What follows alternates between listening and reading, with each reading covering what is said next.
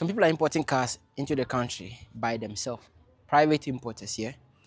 And after they import these cars and calculate a complete, like the total cost, that is the price of the car from abroad, shipping and clearance, they still find out that these cars they've imported by themselves, their prices are still same model, cheaper than what the Ghanaian car dealers are selling. Now, this always raises one particular question. We've seen it on the media. People are saying Ghanaian car dealers are selling their cars on high prices and they should reduce it, blah, blah, blah. Back and forth.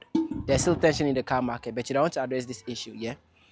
Those people importing the cars into the country by themselves, and after calculating the price of the car from abroad, calculate the shipping cost and clearance, and still find out that the price of the car, total cost, is still cheaper as compared to what our Ghana car dealers sell. The only question that thing raises is that why is it that Ghanaian car dealers can't sell their cars at the prices of these private importers? Why is the same car model cheaper from a private importer as compared to from the Ghanaian car dealer? The answer here is not always profit. You see, when a car arrives into the country, a private importer in this situation will clear it and drive it home.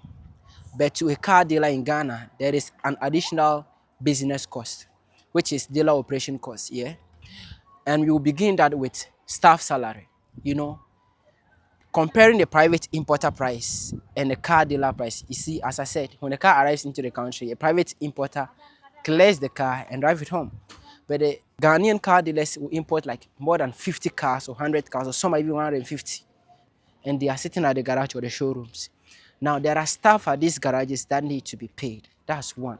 Staff salary, like the boys at the garage washing and cleaning these cars, their salaries need to be paid at the end of the month, whether there is a car sold or not. Secondly, we have the security there, who is taking care of these cars in the middle of the night when everybody is asleep. They protect these cars. If not, people can just get into the garage and drive away to one of these cars. So the security are paid, including accountants and secretaries. Staff salary, that's one. Secondly, we have the utility and rent. I know at this point, the Ghanaian car dealers will be like, thank you for the word so sweet. But then, after I mention why they incur additional costs, I'll conclude by saying something.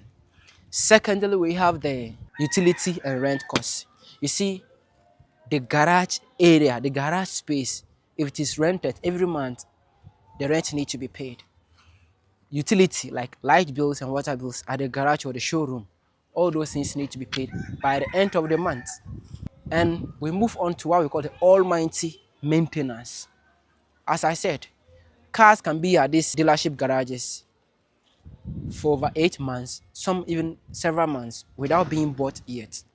Now that these cars are there, these dealers also incur what we call the maintenance costs, which include detailing, servicing, diagnostics, and minor repairs, including tires, batteries, and air conditioning, so that these cars will still be in a very excellent condition for buyers to come and buy.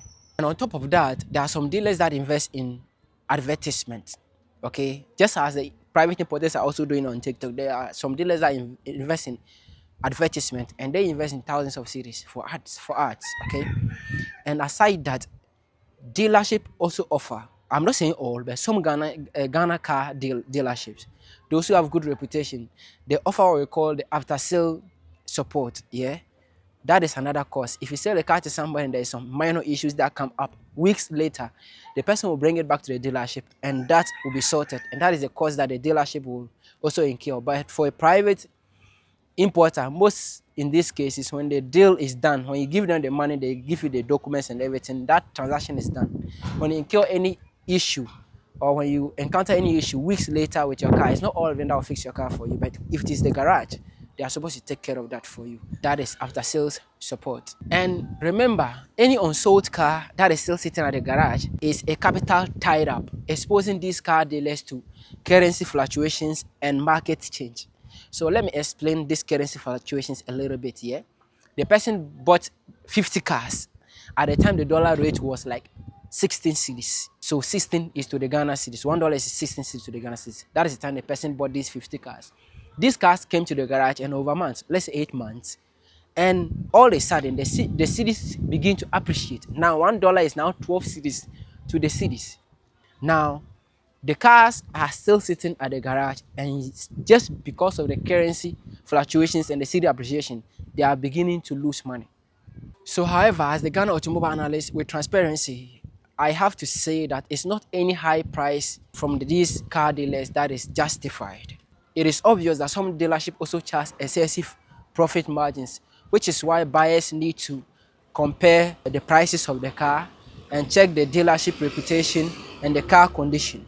It is very important. So yes, the private importer and the dealer may pay similar cost of the same particular car or the same model, but the price difference after the car gets into Ghana, which is maintenance from the car dealership, is very, very different. Remember, the car dealership have to maintain the cars until they buy. But most of the times, these private importers, they send them money. Oh, buy this car for me or order this car for me. And when they order it, they just sell it out. But the dealer, the cars are sitting, waiting for people to buy. And salaries need to be paid, maintenance need to be made, utility bills need to be paid. So yes, ladies and gentlemen, I am the Ghana automobile analyst, and my duty is to make sure you make smart and informed decisions in the auto industry. We are done in this video. I'll see you in the next one.